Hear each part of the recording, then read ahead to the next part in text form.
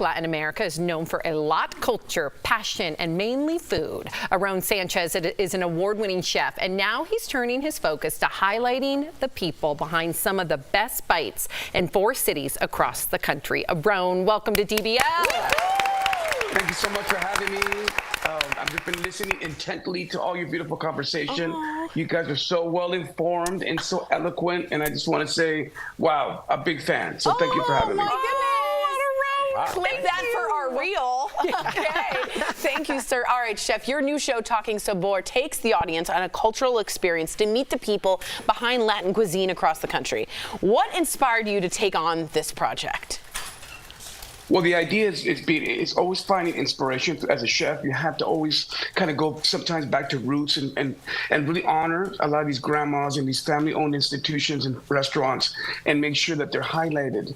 And I thought the best way to do that is why don't I bring a co-host with me along that we can kind of experience this adventure together. Wow. And so I kind of, went about it by finding a lot of Latin celebrities that I really, and influencers and people that are making moves that I admire, and that was really sort of the jux behind the whole show, Talking Sabor, and that for me is where it's at. You know what I mean? So, sounds amazing. Love it. I love that, and thank you for the kind words in the beginning. I've been a fan of yours for a long, long time, so thank you for all the laughs and recipes. But what is the biggest misconception about Latino culture?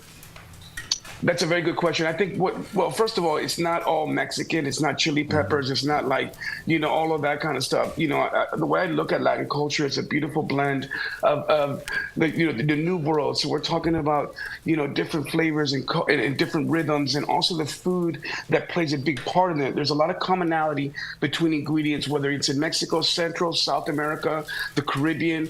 All of these ingredients kind of meld, and there's a lot of similarities. So I just want people to kind of understand that with respect to the food, that there's a lot of similarities and it's just not one homogenized thing.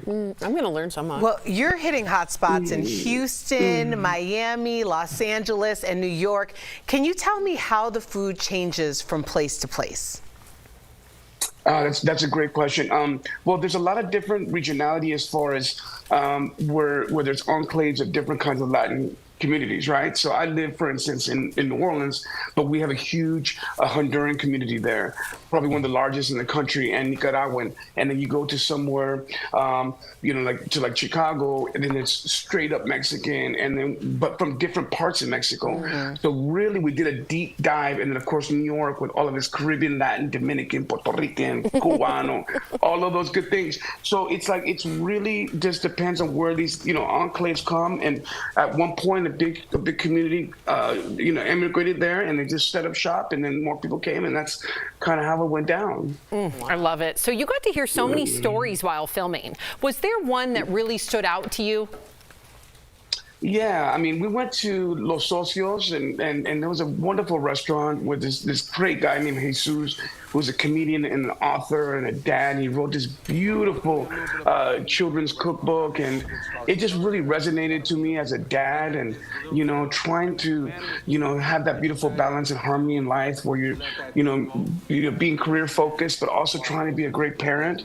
And it's just his story for me really spoke to me, and the show, by the way, Talking Sabor, is that kind of love that I think has a lot of similarities to this beautiful platform that PepsiCo has done, which is called Juntos Crecemos, where we all kind of go and identify these individual family-owned businesses, and highlight them, and that's what it's about. Because now we're planting seeds and we're letting that next generation understand, hey, go back and support these businesses. Family-owned restaurants, that's the key. We only have a minute left, so I got to ask you this. Before you go, the latest season of MasterChef is coming up, so I have to ask you, what is your favorite part about starting every season? Well, thank you. I mean, for me, MasterChef is an unbelievable anomaly. 14 seasons that we've been part of this unbelievable journey. It's the mentoring. It's the teaching.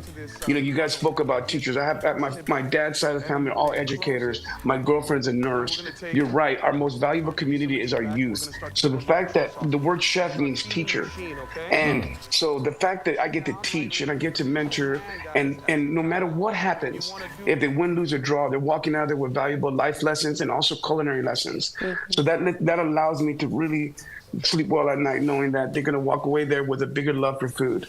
And that's why MasterChef is so special. So Wonderfully said. Wow, Aarón, thank you so much for joining us today. DBL Nation, you can catch Talking Sabor now on Hulu, and you can catch the new season, MasterChef, on Fox starting May 29th.